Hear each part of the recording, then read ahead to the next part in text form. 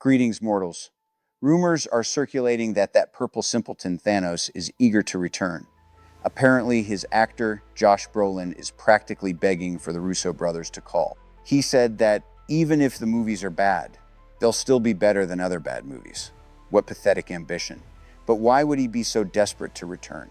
Stick around, because the answer involves me teaching him a very visceral lesson. Ah, yes. Greetings, peasants, it is I, Doom, your rightful ruler and apparently your new favorite content creator. A truly depressing title. I despise begging. That is for inferior beings, like Richard's. But my Latvian data analysts insist that if I do not explicitly demand your subjugation, I mean your subscription, you brainless plebeians will not do it. Therefore, click the like button and subscribe. Failure to obey will result in your immediate categorization as non-essential personnel during my eventual global takeover. Do not test my patience. Now, back to the important news. That fool Brolin keeps talking to the Russos. Why? Because Secret Wars is coming, and Doomsday is almost ready. And what, by chance, is the most iconic and leaked moment? A glimpse of my glorious image at some trade show. It seems they are finally adapting the only story that matters. Jonathan Hickman's Secret Wars. You know, the one where God Emperor Doom, that's me, try to keep up, casually removes Thanos' spine. A necessary lesson in hierarchy. Of course, Marvel wasted years on canceled plans for the great. Phase 4, 5, 6, so many plans for him that correctly evaporated.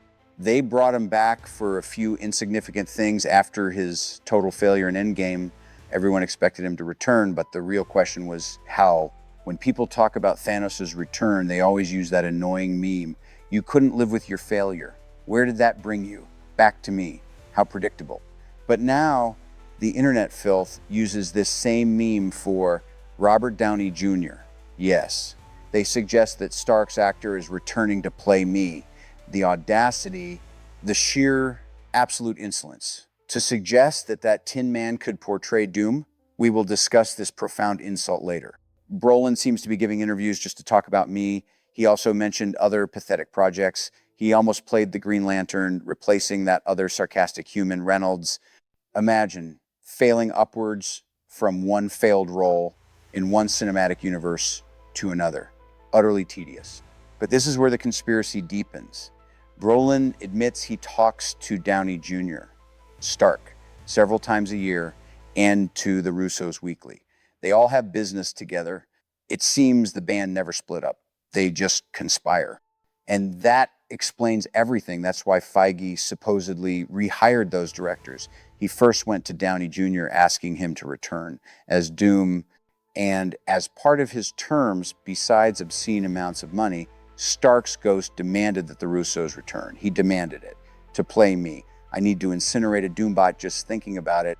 So when Brolin talks about Doomsday or Secret Wars, it's clear. He's just speculating about whatever gets him to the only scene anyone cares about, Thanos versus Doom. He just wants the honor of having his spine handed to him by me.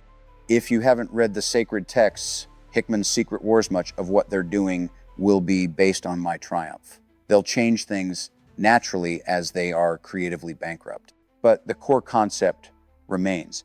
Everyone ends up on Battleworld, a glorious patchwork planet ruled by, well, guess who? Doomsday will probably end on a low note, just like Infinity War.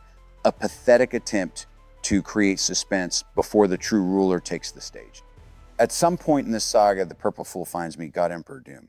He realizes in his simplistic way that he must try to kill me to take control of the planet I forged. Because I am ruling it, I ask him if he brought his little glove, the Infinity Gauntlet. He admits he does not have it. The fool.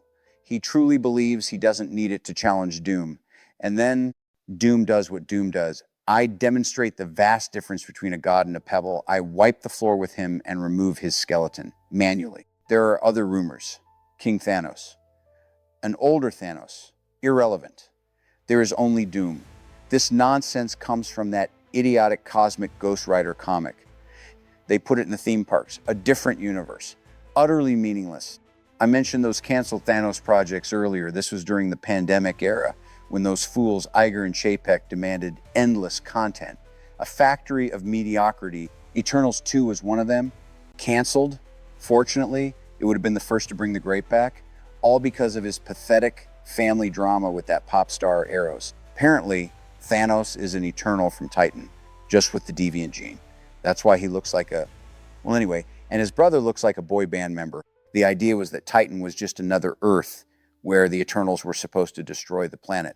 More boring celestial lore. Remember that leaked concept art of young Thanos? We call him Skinny Thanos. Before he bulked up. Shameful. Even my childhood photos, marked by my own arrogance, are more dignified. This is all part of how the MCU changed his backstory, making it dramatically different and worse than in the comics. Eternals 2 would have had to explain the biggest question. If they are celestial robots, how did they have children? Like, how did they father Thanos and Star Fox? It seems even robotic gods are slaves to bad scripts. People also asked about Hyperion, another Eternal pretending to be a Superman type. How many caped buffoons does one universe need? The answer is 0. You need Doom. Another canceled project. A Young Thanos story. A limited series. This would have adapted his true comic book origin. His obsessive relationship with the cosmic entity, Death. His entire Thanos quest was just to assemble the gauntlet to impress a girl. He wanted to court Death, a cosmic sycophant. They referenced this at the end of the first Avengers. It seemed the original plan for the Infinity Saga was a more comics-accurate version. There is even a famous deleted scene now where Fury tells Captain America to talk about the Infinity Stones in S.H.I.E.L.D.'s files, stating that S.H.I.E.L.D. has actually spoken with Mephisto about the Infinity Stones during the Infinity Gauntlet comic. Mephisto is actually a lackey of Thanos. He's just waiting for his chance to really take control, take the Infinity Gems for himself. But it seems that initially Kevin Feige was thinking about introducing the Mephisto character much earlier and making him a bigger part of that build-up to Avengers. Infinity War, cut to Marvel Phase 6, after Marvel Phase 5, Agatha's series. We have Aubrey Plaza's version of the cosmic entity Death, so we have her in the MCU now. And now, because of the Ironheart series, we have Sacha Baron Cohen's version of Mephisto. But the way Kevin Feige talked about it in his big Marvel Phase 7 panel and his State of the Union address, like the state of the Marvel Universe, and how we're rebooting everything, how we're going to move forward with the X-Men, the mutant characters in Marvel Phase 7, why everything is going to look very different. As part of that, he made it sound like there were many characters from Marvel Phase 4 and Phase 5 that they introduced as brand new characters that we might never see again. Or if we do, it'd be like 30 plus years. Like he gave the example of the Leader character. Like, oh, you remember almost 20 years ago when the Leader showed up in that first Incredible Hulk movie, when we finally brought him back. We'll see what happens when you have to protect this place from the others, basically saying don't hold your breath. On a lot of these brand new characters, there's been so much talk about them bringing Thanos back in live action after Avengers Endgame. Everyone just post all your reactions in the comments below and let me know what you want them to do with him. If they don't want to trample on the stuff that they've done before, like they want to do new stuff that we haven't seen before with Thanos on screen.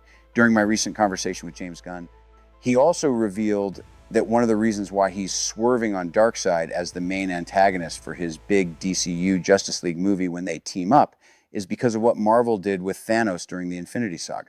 Like they did such a good job with Thanos during those movies that anything he tried to do with him as a main antagonist would just make him feel too much like Thanos. It would feel too much like him trying to copy Marvel. Everyone click here for that full video of mine with James Gunn. And click here for all my other Avengers Doomsday videos.